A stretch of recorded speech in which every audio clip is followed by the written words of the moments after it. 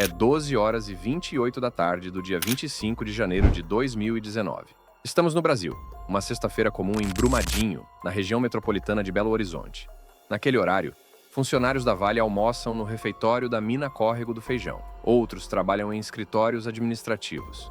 Alguns operam máquinas logo abaixo de uma barragem de rejeitos que oficialmente estava estável. Em menos de um minuto, essa normalidade deixa de existir.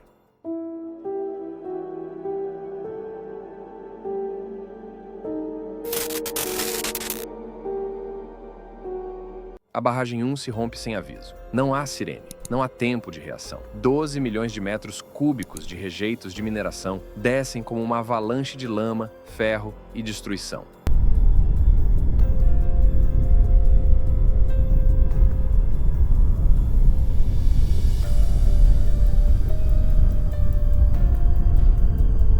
A onda engole o refeitório, prédios administrativos, veículos, árvores e tudo o que encontra pelo caminho.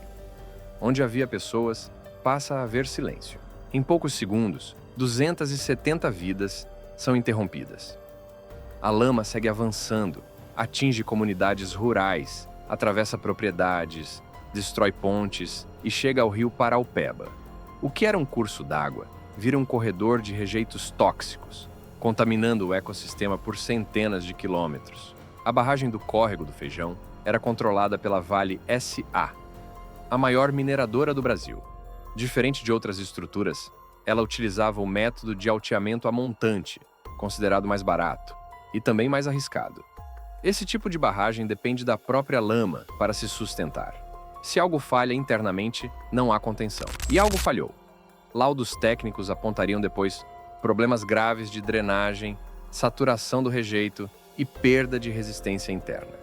Ainda assim, meses antes do rompimento, relatórios oficiais atestavam a estabilidade da estrutura. Esses laudos foram assinados por uma empresa internacional de auditoria, a TÜV Süd, de capital alemão, contratada para avaliar a segurança da barragem.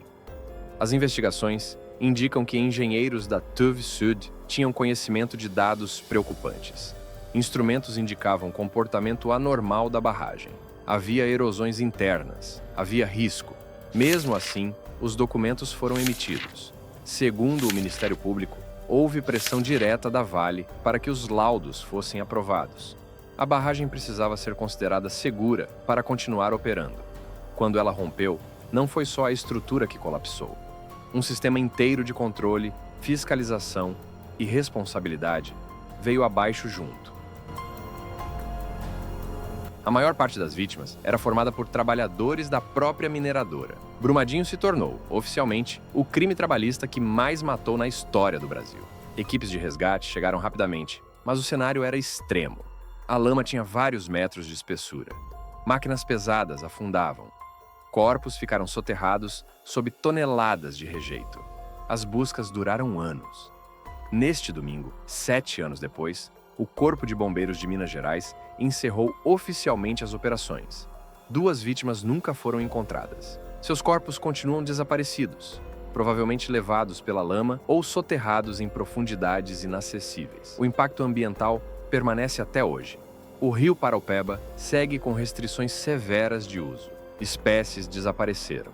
Comunidades ribeirinhas perderam sua fonte de água, sustento e identidade. E a pergunta que fica não é apenas como isso aconteceu, é por que aconteceu de novo.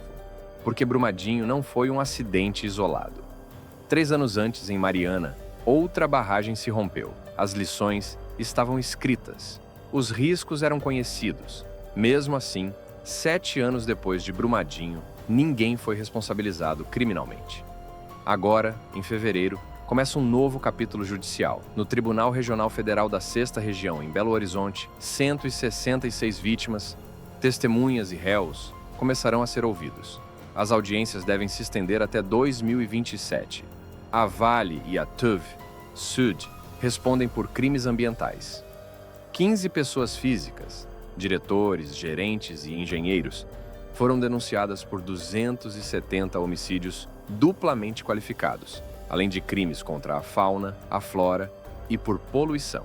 É um processo longo, complexo, técnico e dolorosamente lento para quem perdeu tudo. Enquanto isso, a mineração segue operando. Em janeiro deste ano, um novo vazamento ocorreu na cava da mina de Fábrica, também da Vale, entre Congonhas e Ouro Preto. Cerca de 220 mil metros cúbicos de lama escaparam após o rompimento de um dique.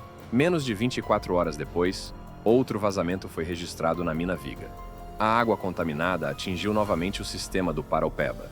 A história insiste em se repetir. Especialistas apontam falhas estruturais no modelo de fiscalização. Investigações jornalísticas mostram tentativas do setor minerador de limitar a atuação de órgãos de segurança do trabalho. O conflito entre produção, lucro e proteção à vida permanece. Minas Gerais construiu sua história em cima da mineração.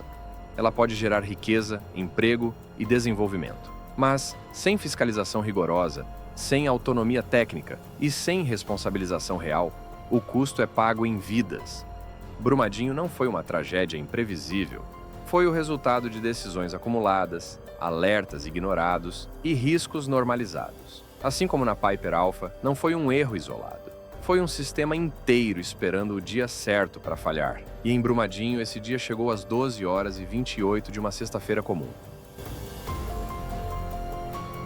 Se esse vídeo te fez pensar, talvez valha a pena continuar por aqui.